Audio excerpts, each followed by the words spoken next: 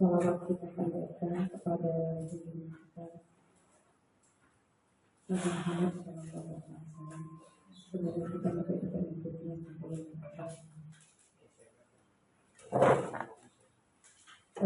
perkenalkan sebelum acara dimulai, perkenalkan saya pembawa acara membaca susunan acaranya.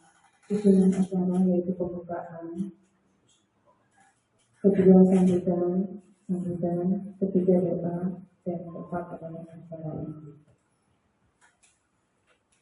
Sebelum kita mulai acara ini, dari acara ini yaitu diseminasi pembelajaran mendalam yang akan dibawakan oleh Ibu Elong SPD, Ibu Irani Maya Hesti SPD, dan Bapak Endang Supriyatna SPD. Sebelum acara ini kita mulai, marilah kita membuka acara ini dengan membaca basmalah. Selanjutnya yaitu menyanyikan lagu kebangsaan kita, yaitu lagu Indonesia Raya. Hadirin dimohon untuk berdiri.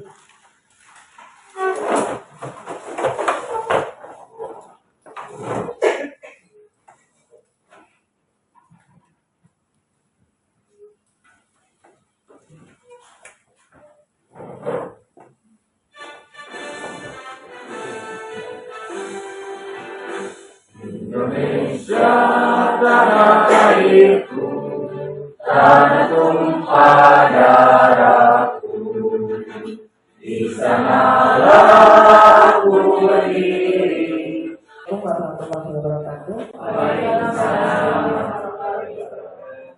Yang saya hormati Bapak, Ibu, Pak Waka, ya, ada di sini?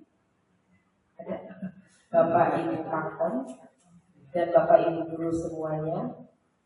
Alhamdulillah hari ini kita bisa berkumpul di ruangan ini untuk mendapatkan penjelasan atau sosialisasi atau diseminasi dari pembelajaran deep learning. Alhamdulillah kita masih diberi sehat, ya.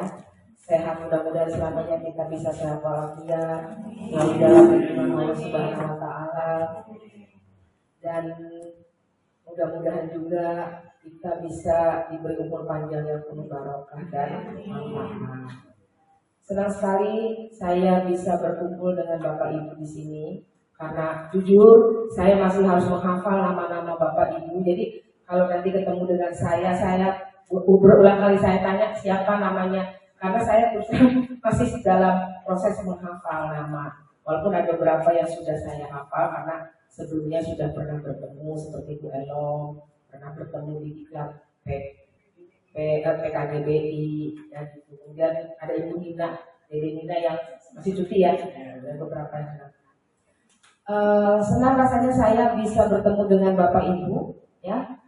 Apalagi hari ini akan mendapatkan suatu yang positif sekali karena ini berkenaan dengan pengetahuan yang akan kita dapatkan. Apa sih yang dimaksud dengan deep learning? Gitu. Bagus sekali bahwa memang setiap guru yang mendapatkan tugas keluar, apalagi tugasnya itu dapat diklat ya, diklat yang berkenaan dengan pembelajaran, memang harus memberikan atau menyebarkan atau mensosialisasikan kepada rekan-rekan kita di sini. Saya juga perlu tahu juga gitu ya. Jadi kenapa sampai harus ada diseminasi ini? Supaya untuk menyamakan persepsi. Terima kasih Ibu Susi, Ibu Kepala Sekolah, dan Bapak Ibu guru yang sudah hadir di sini. Mohon maaf sebelumnya kami berdiri di sini. Saya sendiri Ibu Irani, Miss Elong, dan Pak Endang. Bukan berarti kami berdiri di sini kami yang paling pintar atau kami yang paling bisa, tapi kita berdiri di sini, kita sama-sama belajar mungkin karena saya lebih duluan sama teman bertiga lebih duluan mendapatkannya, maka kami harus berbagi pengetahuan ini dengan Bapak Ibu guru semua dengan cara diseminasi. Yang pertama tugas saya diseminasi tentang sebelum kita ke materi, kita buat kesepakatan dulu ya Bapak Ibu, karena bagaimanapun juga pembelajaran mendalam kan kita harus mindfulness di sini ya. Jadi kita berkesadaran. Nah, kita buat kesepakatan kelas dulu Bapak Ibu. Kira-kira mau apa dulu ya? Berdoa sebelum diseminasi, datang tepat waktu. Kemudian apa kira-kira? Makan dulu, oke. Makan dulu sebelum dimulai ya. Satu dari 6 negara yang memiliki persentase pola pikir tubuhnya sangat rendah sekali, yaitu 40%. Ya. Kemudian ada korelasi positif nih antara jumlah murid growth mindset dengan hasil akademik di suatu negara. Jadi sangat bagus sekali bahwa di suatu negara pola pikir tubuhnya sudah berkembang. Makanya kenapa kita yuk belajar sama-sama growth mindset untuk berpikir tumbuh. Di sini ada konsep pola berpikir tumbuh.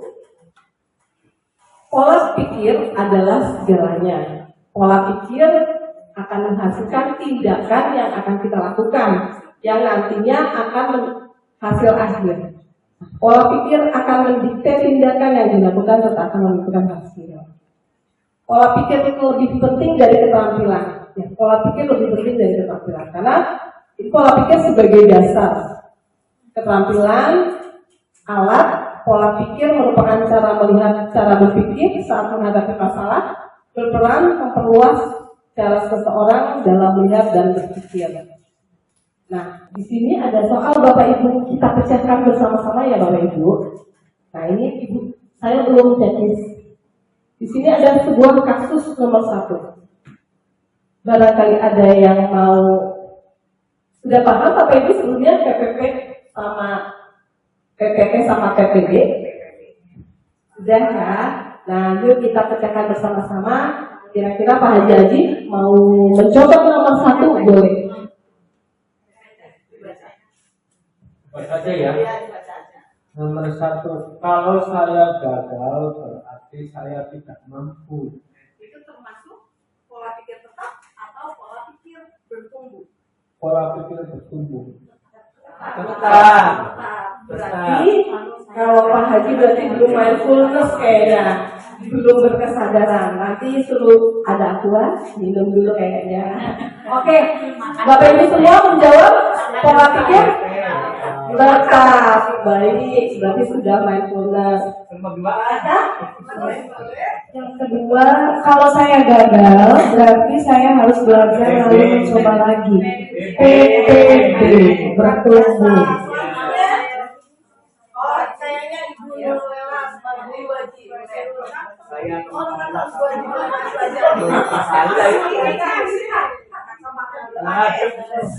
Saya akan menolak saat menerima tugas yang belum. Itu PPT.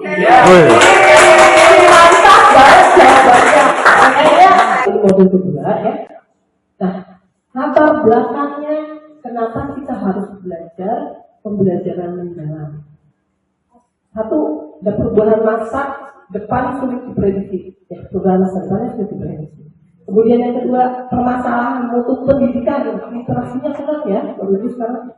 Kemudian generasi, keterampilan berpikir tingkat tingginya juga kurang, dan ketimpangan pendidikan. Contohnya kalau kita, bagaimana perasaan anak hari ini? Senang, sudah cukup gitu aja, tapi tidak berkembang kalau pikirnya, tidak mendalam. Makanya di sini kenapa kita belajar. Kemudian bonus demografis 2035 dan visi Indonesia 2045. Kemudian kompetensi masa depan agar anak-anak kita siap menghadapi masa depan yang lebih cemerlang. Keterampilan berpikir tingkat tinggi peserta didik Indonesia masih rendah. Nah, di sini persentasenya menunjukkan 74,5%, matematikanya 83,7%, sains 65,8%. Jadi ini level 1 ya. Jadi kita rendah sekali. Nah, apa sih pembelajaran mendalam itu? Di sini pembelajaran mendalam merupakan pendekatan yang memuliakan dengan menekankan pada penciptaan suasana belajar dan proses belajar, di mana terdiri dari 3: berkesadaran, bermakna, dan menggembirakan. Ya. Jadi kita harus sadar dulu di sini di pembelajaran mendalam. Kita sadar, kemudian kita mempunyai bermakna, itu mempunyai arti ya, kemudian menggembirakan, kita bahagia gitu ya. Kemudian melakukan dengan cara melakukan olah pikir, olah rasa, kemudian olah hati dan olah raga secara holistik dan terpadu. Di sini pembelajaran mendalam itu memuliakan, bahasanya memuliakan. Memuliakan siapa? Semua pihak ya Bapak Ibu. Semua pihak. Kira-kira siapa sih semua pihak itu? Coba siapa semua pihak? Assalamualaikum warahmatullahi wabarakatuh. Waalaikumsalam. Selamat pagi Bapak Ibu semuanya. Mungkin ini pertama kalinya ya saya tampil di depan Bapak Ibu semua. Kalau yang sebelum-sebelumnya dalam sesi mungkin santai, sekarang mah seperti tadi yang disampaikan Ibu Irani agak sedikit serius karena memang tugas kami adalah mendistribusikan ya, menyampaikan kembali apa yang telah kami peroleh. Tetapi bukan berarti kami yang maha-maha, namun seperti tadi Bu Irani bilang, kebetulan saja kami yang pertama kali dibekali begitu. Tapi di sini kita sama-sama sharing saja. Pada prinsipnya seperti yang pernah kita peroleh waktu IHT, karena sudah disampaikan ya sama Ibu Irna selaku kurikulum dan beliau juga fasilitator. Mungkin sudah ada pemahaman dasar lah terkait pembelajaran mendalam ini, atau istilahnya itu deep learning. Mohon maaf kalau misalkan pengucapan dalam bahasa Inggrisnya kurang tepat. Tadi di sesi pertama sudah disinggung sedikit banyaknya tentang growth mindset dan kerangka dimensi pembelajaran. Tapi yang jelas ada beberapa istilah penting ya Bapak Ibu yang harus hafal dan harus terngiang. Kalau sebelumnya kan di pendekatan sebelumnya itu ada istilah BJBL, ada istilah PBL. Nah sekarang mungkin ada tambahan kosakata baru lah atau singkatan baru. Bapak Ibu jangan aneh ya, jangan aneh atau apa ya? Ya itu terkait singkatan-singkatan yang akan kita peroleh. Contohnya tadi ada PPT, nah, ada PPB, ada PM, ada BBM, ada 3M dan sebagainya. Nah istilah-istilah itu sekiranya yang harus sudah menempel, karena sekali lagi untuk tahun sekarang itu ada pendekatan ya. Jadi pembelajaran mendalam ini bukan kurikulum, bukan hanya penguatan dari kurikulum yang sudah ada, yaitu dalam bentuk pendekatan pembelajaran. Kalau sebelumnya kan kita mengenal dengan istilah sebelumnya itu bukan desiminasi. Pembelajaran sebelumnya itu pendekatannya itu diferensiasi. Nah, kita lebih dalam lagi gitu ya, dalam deep learning. Pada kesempatan kali ini hanya 2 yang akan saya sampaikan, yaitu tentang prinsip dan pengalaman belajar dan asesmen. Tadi sudah sedikit banyaknya sudah disinggung ya, mungkin saya lebih spesifik lagi terkait prinsip dan pengalaman belajar beserta asesmennya. Nah, apakah itu prinsip dalam pembelajaran yang kita peroleh. Nah, seperti ini, prinsip pembelajaran menjadi landasan penting yang memastikan proses belajar berjalan efektif. 3 prinsip utama yang mendukung pembelajaran mendalam yaitu, nah, istilah baru sekarang adalah BBM. Nah, pertama yaitu berkesadaran, yang kedua bermakna, dan yang ketiga menggembirakan. Pada aplikasinya mungkin Bapak Ibu sudah menjalankan ketiga ini. Karena kalau dalam proses pembelajaran, kalau tidak diawali dengan memiliki kesadaran, mungkin anak sendiri itu malas untuk berangkat ke sekolah. Jadi yang prinsip paling pertama itu harus memiliki kesadaran terlebih dahulu. Nah, bagaimana penerapannya dalam proses pembelajaran? Jadi bukan hanya sadar datang saja, tetapi dalam menuntut ilmu, mencari informasi, mencari ilmu dalam belajar itu harus memiliki kesadaran yang lebih. Jadi bukan hanya sadar saya butuh nilai, sadar saya butuh absen dan sebagainya, tapi dalam menuntut ilmu, dalam mempelajari semua mata pelajaran, siswa juga harus dibekali yang namanya sadar terlebih dahulu. Untuk apa sih? Untuk bekal mereka di kehidupan nyata nanti setelah lulus. Yang kedua, selain berkesadaran juga yang mereka peroleh itu harus bermakna. Kalau sudah bermakna, maka ilmu yang mereka peroleh dari guru itu tidak mudah hilang, tidak mudah lupa karena memang bermakna. Yang ketiga, yang paling utama, dikemas dalam suasana yang menggembirakan. Jadi ketiga-tiga ini tidak bisa dipisahkan, tetapi konteksnya boleh dipecah-pecah. Nah, kalau yang kita kenalkan kalau dalam pembelajaran ada apersepsi, ada inti, ada refleksi dan seterusnya ya. Nah, misalkan di apersepsi hanya berkesadaran bermakna itu boleh. Jadi tidak mesti harus.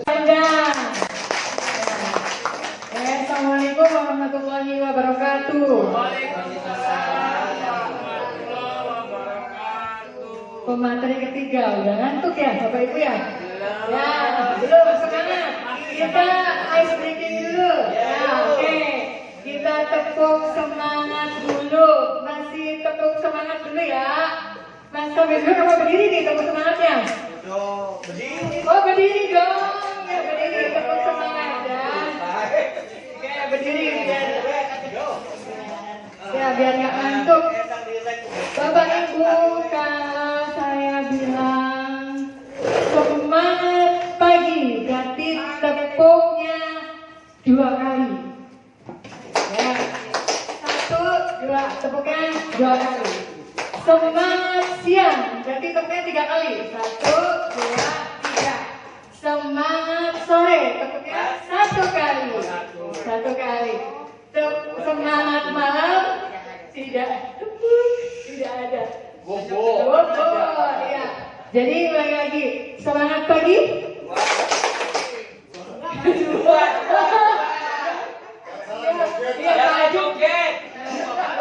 Lagi ya, kita siap. Semangat malam. Semangat siang. Ya, semangat pagi. Semangat sore. Ya, boleh. Alhamdulillah udah semangat semua ya. Ya, baik. Ini kalau dari yang tadi kata Pak Endang, saya akan memaparkan 3 materi. Kalau lihat 3 materi, 3 materi ya Bapak Ibunya capek juga. Jadi materi 1 aja.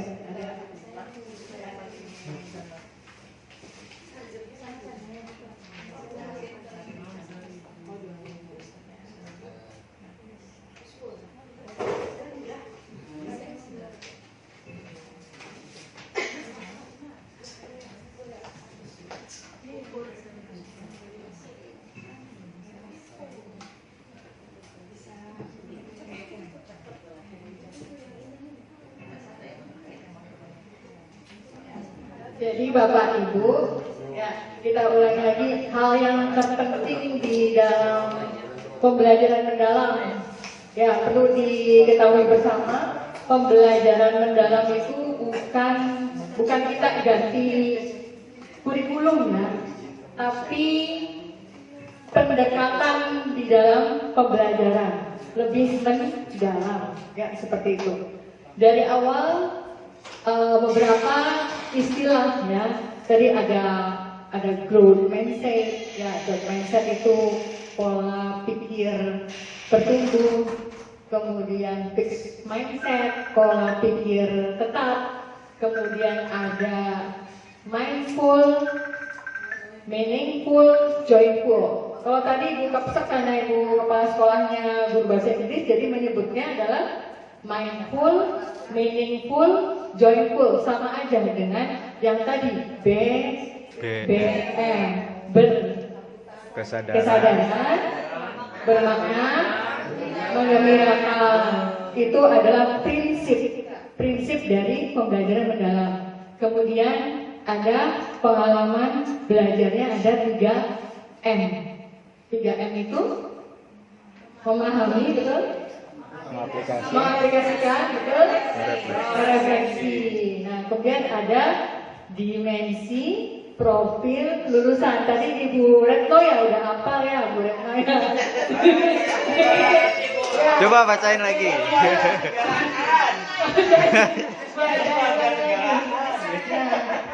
Jadi udah dijelaskan semua, tinggal yang terpenting.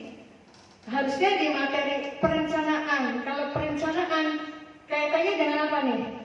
Proses. Yang biasa kita ditagih setiap tahunnya. Nah, ya, RPP-nya, modulnya. Jadi kita akan mencoba ada 3 materi itu kan perencanaan pembelajaran, kemudian penerapannya, penerapan perencanaan tersebut, kemudian ada refleksi, dan kemudian terakhir inquiry kolaboratif. Yang aslinya Bapak Ibu itu sudah melakukannya semua. Cuma di sini gimana sih RPP atau rancangan pembelajaran atau yang kemarin disebutkan modul aja di dalam pembelajaran mendalam itu seperti apa? Ya, kita next dulu, next session, next kita langsung aja di sini ya. Perencanaan pembelajaran mendalam yang pertama itu ada identifikasi. Sebenarnya yang tadi sudah dijelaskan, kemarin sudah dijelaskan semua oleh Ibu Irani sama Pak Endang.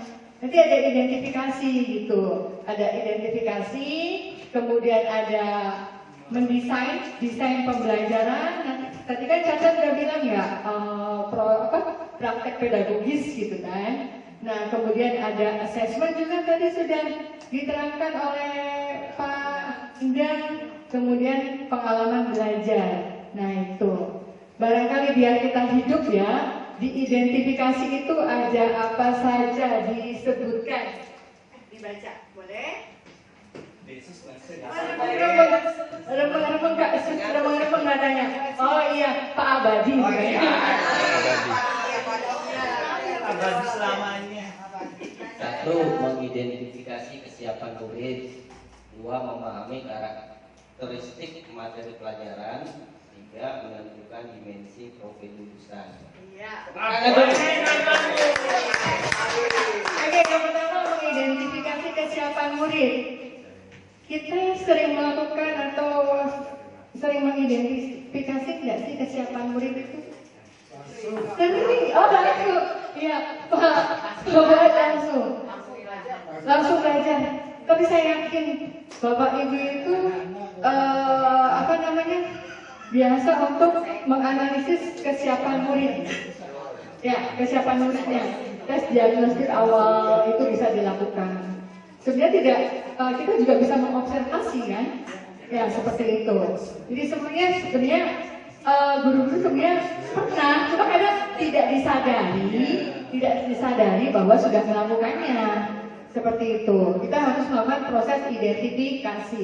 Kemudian desain pembelajaran. Dari kita capaian pembelajaran yang dari pemerintah itu kan turun kita menentukan TP ya, tujuan pembelajaran. Kemudian kita menentukan alurnya kan. Nah, sudah Kemudian nanti di sini menentukan kerangka pembelajarannya, praktek pedagogisnya. Tadi kemitraan pembelajaran disampaikan oleh siapa ya? Pak Idam ya. Kemitraan, contohnya misalnya saya bahasa Inggris. Bahasa Inggris itu ini tentang surat lamaran pekerjaan. Surat lamaran pekerjaan. Berarti kemitraannya dengan siapa? Ya, bisa dengan bahasa Indonesia. Kemitraan dengan siapa lagi? Guru informatika, misalnya dibuat dalam desain melalui aplikasi desain Canva misalnya. Kemudian kita juga berkolaborasi atau bermitra dengan guru produktif. Karena apa? Kita itu kan SMK. Jadi SMK itu harus sesuai dengan kehidupan nyata yang tadi kata Pak Idam, harus disesuaikan dengan kehidupan nyata, bermakna gitu. Nah, seperti itu. Kemudian kita akan menentukan asesmennya. Ya, asesmen tadi sudah dibahas. Ada asesmen formatif, asesmen sumatif. Di dalam itu kalau di bahasa Inggris kan ada assessment as learning, assessment for learning, assessment of learning. Jadi kalau assessment of learning itu sama aja dengan sumatif. Kalau as learning sama for learning ada di formatif. Ya. Jadi kalau for learning itu nanti untuk kita merefleksikan, meningkatkan proses belajar kita. Oh, barangkali ada masih ada barangkali saya kasih ini dulu ya penguatan untuk kita semua oleh Pak Jigari ya mungkin ya, kepada kita penguatan terhadap materi dari awal sampai akhir ya. Iya, tentang pembelajaran mendalam dari yang dipaparkan oleh Ibu Irani, kemudian Pak Idam, terakhir oleh saya. Barangkali Pak Kemit ya Pak. Nanti abis ini Bu Serina. Baik, bismillahirrahmanirrahim. Assalamualaikum warahmatullahi wabarakatuh. Waalaikumsalam. Terima kasih pada Bu Elo, Pak Endang dan Bu Rani. Yang pertama-tama mohon maaf dan sebelumnya pada Bapak dan Ibu. Mungkin menurut pribadi saya di dalam penguatan pembelajaran hasil declaring ini memang sangat membantu saya pribadi, mudah-mudahan teman-teman juga sangat membantu sebagai pengalaman. Memang ini suatu pelatihan yang dari hasil pelatihan yang menarik. Mungkin kita yang tadinya tidak tahu akan menjadi tahu, tidak hanya tahu-tahunya saja, ya oke. Tapi mungkin kita tahu dalam itu bagaimana sih masalah untuk materi di declaring ini. Mulai dari perencanaan, kemudian dari pembuatan sampai ke FPP, ya Bu. Ini mungkin sudah dibahas dan alhamdulillah mudah-mudahan saya dan lain-lain juga teman-teman bisa dimengerti. Nah ini juga sebagai semangat walaupun kita di minggu-minggu ini istilahnya tidak libur, tapi ini pemasukan dari ilmu yang sangat bermanfaat bagi pribadi saya maupun teman-teman yang lainnya. Terima kasih. Assalamualaikum warahmatullahi wabarakatuh. Waalaikumsalam warahmatullahi wabarakatuh. Aplaus sekali lagi buat Pak Jigari. Ya luar biasa ya. Alhamdulillah ilmunya bermanfaat ya dan memahami. Intinya kita bisa sharing bersama-sama. Barangkali Bu Selina ada tambahan? Oh enggak. Ayo barangkali ada tambahan, silakan. Suara perdunya dikeluarkan. Gopong. Ya, oke. Baik Bapak Ibu, mungkin itu pemaparan dari saya. Ya barangkali ada salah kata dari kami semua, dari saya pribadi, kemudian Ibu Irani, Pak Dam mengucapkan terima kasih atas kehadirannya, kemudian keaktifan dalam diseminasi ini. Mohon maaf apabila kami ada salah kata. Billahi taufik wal hidayah. Wassalamualaikum warahmatullahi wabarakatuh.